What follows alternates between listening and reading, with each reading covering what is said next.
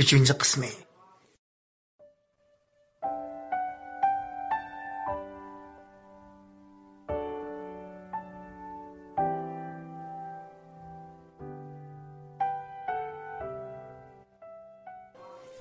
Onun yumurluq qiliqlari barbara ko'nglimni mayil qilib, ma'qulluq bildirmayla, o'zimni sezmay uning bilan aralashib qoldim.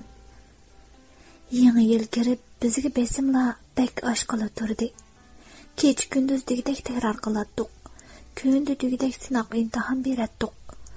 Uzoq o'tmay an'anaviy bayram chog'an kelganda, sinf mas'ulimiz yurtga dam olib kelish bilan bizni bir hafta dam olishga qo'yib berdi. Shu chog'da qanchalik xushal bo'lganligimizni deb berolmayman. Kech kunduz kitob, imtihon berish bilanla bekli charchab ketgan edik. Hammamizning asyodi faqat qanğudak bir uxlab olishdi edi. Nadiyaning bayonlarini anglayotgan chig'imda tuyuqsiz og'aynam Qaysardan telefon kelib qoldi. Odosh, men teshikmi? Nim bo'ldi? Ovozing bekil tuyango. Odosh, men chotoq terib qo'ydim. Chaqchaq qilmag'ana? Yana ich olmagan sana? Yo'qay, choqchaq qilmadim odosh. Yo'l ustida kelishmaslik gap qilib, nim bo'ldi? Qotnosh hodisi. Nima? Yig'lamagansan? Yo'q, men teshliq, lekin kichik bola astag'firullah, ma ishni. Kichik bolani so'qiyotdingmi? Nemishqa diqqat qilib haydamading deyman. Odosh, avval bir kagina bekcha delishib ketyapman. Men doktorxonada. Bolaning yarisi-chi, qandaqroq? Bolaning yarisi ancha og'ir emas, lekin shu ota-onasi bekli o'shiqlik qilib ketibdi. Qancha bino qaysi bilimda? 2 bino tashqi kasallar bilimi. Uning ovozi aralab chiqyapti. Bo'ldi og'ayna. Bek ansirab ketma. Teshik bo'lgan ekan, qolgan ishni deyishkil bo'ladi. Men hozirla boraman, ha? Men darhol ishxonamda chiqdim. Men yo'l bo'yi Qaysar haqida o'ylandim. Uningga mushkullarda zodi nima ish bo'lgandi?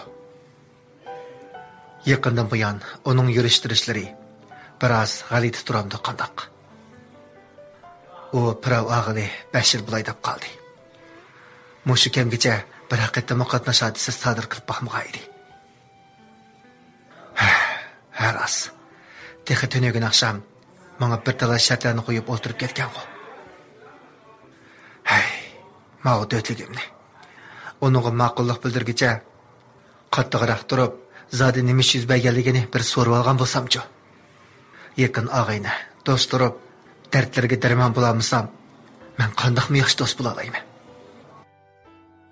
Qatnash hodisi sodir bo'ldi demak, diqqat chechilishdan yoki xatolik o'tkazgich tarafning qoidaga xiloflik qilishdan kelib chiqadi. Mayli qandoq bo'lmasin, darhol doktorxonaga berib, ishlarni chiroyli tugatib, uning bilan yaxshiroq bir paraqlashmasam. Men yo'l bo'yi ana shularni o'ylab doktorxonaga kelib qolganligimni sezmay qoptiman.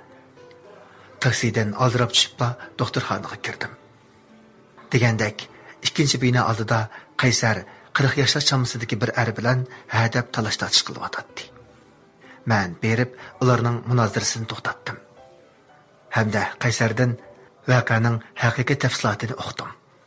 Asli u mashina haydab Xalq bankisi oldiga kelgan chog'da yo'lda mashinalar o'chirib turib ketgan bo'lib, uning mashinasi yo'ldagi mashinalarning o'ttirsida ekan. Yeşil chiroqning yenishi bilan tang u darhol minibdi.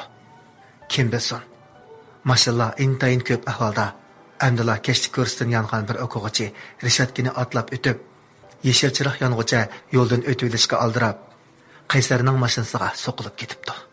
Helimi yaxshi, Qaysar chaqalliq bilan tormoz qilibdi. Hilqi bola yerga qattiq yiqilib, bosh ko'zi surilib qonab ketibdi. Qaysar bo'lgan ahvollarni baraqur deb, o'zida xatolik va qasdlikning yo'qligini, bolani haqiqatan ko'rmaganligini, u bolaning yonidagi mashinalarning ichidan tuyuqsizda chiqib kelganligini, Şunun bilan bu ahvolning sodir bo'lganligini balaning ota-onasiga rat-rat tushundirgan bo'lsa-mu, ular yo'lsizlik qilib, bala kichik bo'lgandan keyin yo'l qo'yishi kerak edi. Balamizning chiroyi tortiq bo'lib qolsa yoki nervisi ojizlab ketsa, hargiz bo'sh qo'yib o'tmaydiganligini deb turibdi. Ayol bo'lsa, ha deb balam deb yig'lab, uningga behli bisim ishiltibdi. Xatolikning balda turibmi, ularning o'ktamlik qilayotganligiga behli achchig'im keldi. Men doktor bilan ko'rishgandan keyin hilqi jahil erga eg'iz ochdim. "Menga qarang aka, bugungi ish haqiqatan kutilmagan ishkan. Og'inammo yo haraq ichmabdi, yo qoidaga xiloflik qilmabdi. Xatolik uningda emas, balki balangizdikan. Sizlar nimishqa balanglarga yaxshiroq qatnash tarbiyasi qilmaysizlar. Bayatan mas'ul doktordan so'rab baxtim. Balangizning yarisi unchola ig'ir emaskan. Nayti surilib ketibdi. Ma'lum pulni az ko'may elib, balangizni davolatishga ishildim. Nima? Sizning balangiz yo'q o'xshamamdi. Siz nimaga bu ishlarga aralashyapsiz? Siz kim? Ochiqlanmang. Men Qaysarning og'aynisi, ham uning advokati. Agar bugungi kutilmagan hodisaga norozi bo'lsangiz, qatnash soqchilarini chaqirib ishni hal qilsaqmi bo'ladi? Ular kelib sin ahvolini tekshirib bersin. Mashinada sin ahvoli bor. 4 ko'chada qatnash ahvolini ko'rsatadigan sin apparatimi bor. Uni tekshirib berishni talab qilsaqmi bo'ladi? Lekin esingizda bo'lsin. Navoda balangizning rishatkadan atlab o'tganligi bayqalib qolsa, o chaqda xatolikning hammasi balangizga artilib, bu 500 ko'p pulga erishamay qolsiz. Bu og'inam ikkimizning balangizga azroq ko'nglimiz. Sal so'qqanroq bo'lib, yaxshiroq o'ylanib yiqing. Balangiz yaxshilansa, uning cho'qim qatnash tarbiyasini yaxshiroq ishlab qo'ying.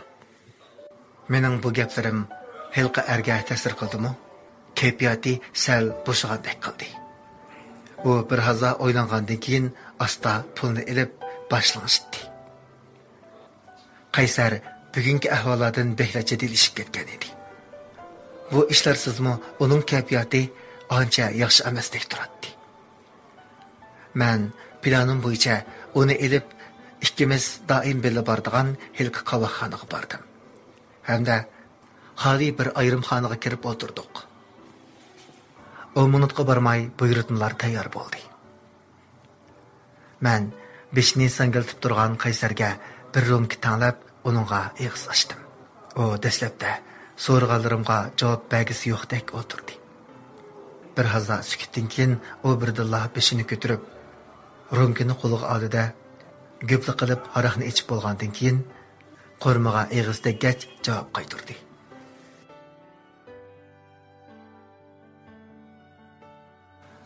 Jinim adash, eng avval bugungi ish uchun senga rahmat aytaman. Navoda sen bo'lmagan bo'lsang, bu ishni hargizmi yaxshiroq bir taraf qilishga ko'zim yetmagan edi. Bo'ldi, tuzit qilma. Biz degan kim? Bizga mo tuzit qilish ketamdi. Yo'q, ichimdagini davomlasam bo'lmaydi. Necha kunning yoqi kayfiyatim haqiqatan joyida emas. Sana nisbatim aytib berishnimi o'ylagan. Texi o'tgan haftada daydab yeniga bag'inimda sen nihoyat aldirash qoldi bir diloni ishlab o'tib kelsan. Shunasqa eg'iz ocholmay qaytib kelgan. Adash.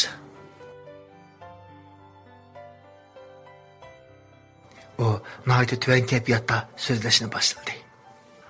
Adash, men birsini yaxshi ko'rib qoldim. Sen bilsa, tunugun to'liqsiz o'tira maktabdagi Jamilaning ismini chiqargan edim. Esingdami? Biz to'liqsiz o'tira maktabda o'qiyotgan chog'larda men uni shunchalik yaxshi ko'rib qolgan edim. Ammo keyin uning seni shunchalik yaxshi ko'rib qolganligini bilgandan keyin men uningga ko'ngil izhor qilishdan voz kechdim. Sening uningga qaytargan javobingdan keyin u opasining og'riqligini bahona qilib maktabdan to'xtadi. Men shu chog'larda uni nesqitim izlab berishni, ko'nglimni izhor qilishni o'yladim. Lekin Savag'dash Gulnardan uning choy o'chirilib bo'lganlik xabarini olib, bu niyatimdan yondim. Ana shundan keyin hech qanday bir qizga ko'ngil beramagan edim. Mana, yeshimizmi 30 ga bordi. Tanishlarimizning hammasi ikkidan balaga ota-ona bo'lib bo'ldi. Lekin ikkimiz texchi bo'ydoq yurimiz. Sen o Ali mektepte okuvaldın. Lekin ben o şundaq dep bulup, haraqdan yeni bir rumki götürüp etti de, bir az teni bilip, yine sözüne davamlaştırdı. Bundan 4 yıl ilgiri, öydikiler bana yirak bir tuqqallarının kızını tepdigen. Lekin ben her xil bahanlar bilen, azırca toy qilish niyetimin yo'qligini öydikilarga aytib turib oldim. Öydikilar qat'iy qo'shilmay, hech bo'lmasa uning bilan bir qatim ko'rishib yiqishni, ko'nglimga yoqmasa ondan keyin bo'ldi qilishni aytib turib oldi. Men öydikilarga ma'qullik bildirdim. Lekin prov imtihonlarim tugaganda ondan shartlarni o'rindayman deb turib oldim. Ular shartimga qo'shildi. Aradan 1,5 yil o'tgandan keyin, mashina setib olgandan keyin kirakashlik qilib yurib, uyda o'tiradigan vaqtlarim azayib ketdi. Shuning bilan uydagilarning bisimidan qutuldim deb o'ylab ekanman. 2 yil burun yoz kunlarining bir kuni saharda opam meni baldir uyg'otdi. Opam, "Jinim balam, yeshimiz ma bir yak berib qoldi. Ota-onaning yurak kesili bor, demisam bilasan. Ko'zimizning o'chig'ida, vaqtida qarzimizni ado qilib etsak deb, asyadimiz sening to'y ishingda bo'lib qoldi. Prov olgandan keyin shartinglarga kunimiz degan eding. Tuqqallarning qizi hilimi seni 2 yil saqladi. Mana hozir prov emas, mashinani ilib haydayotsan. Bugun bir vaqtini ajratib, nevr achalarning uyiga bor. Nevr achan seni tuqqallarning qizi bilan ko'rishtirsin. Qanday bo'lmasin, bir ko'rishib baq. Faqat ko'nglinga yoqmasa, ondan bir gap bo'lsin." dedi. Men opamga yoq diyamadim. Opamning aytganlari haqiqatan to'g'ri edi. Yeshim barg'ansir cho'ngib menayotganda, asli uydagilar og'iz ochmasimi, men tashabbuskoroq bo'lib, o'zimga loyiq yosh yumshoq qizdan birini tepib, uydagilarni xotirjam qilsam bo'ladi.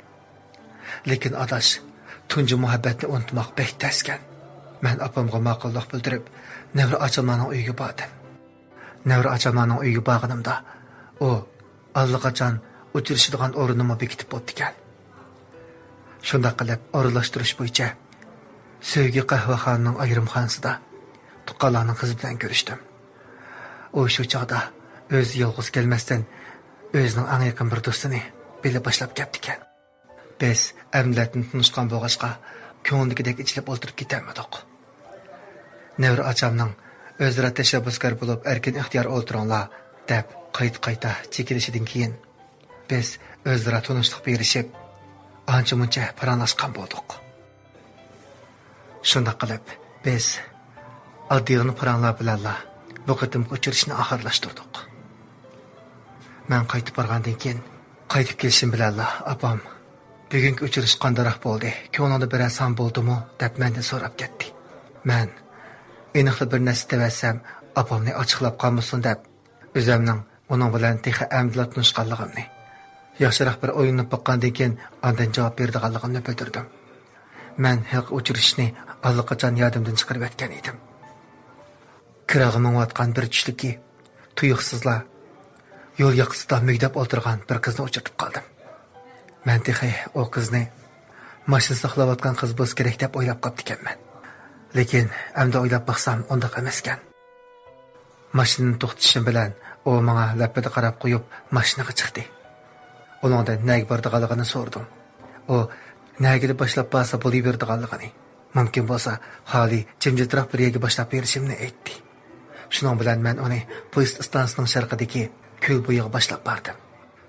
Ko'l bo'yiga kelishimiz bilan qiz mashinadan oldirab tushib, daraxt yendagi o'rindiqqa kelib o'tirdi.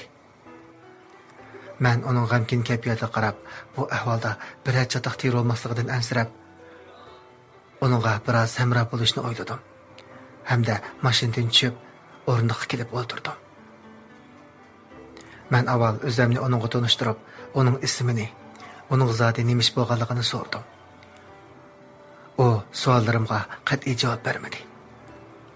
Aradan 5 minut o'tgandan keyin u tuyuqsizlar jimjitlikni buzib, quchqimga o'zini etib, bukuldab yig'lab ketdi.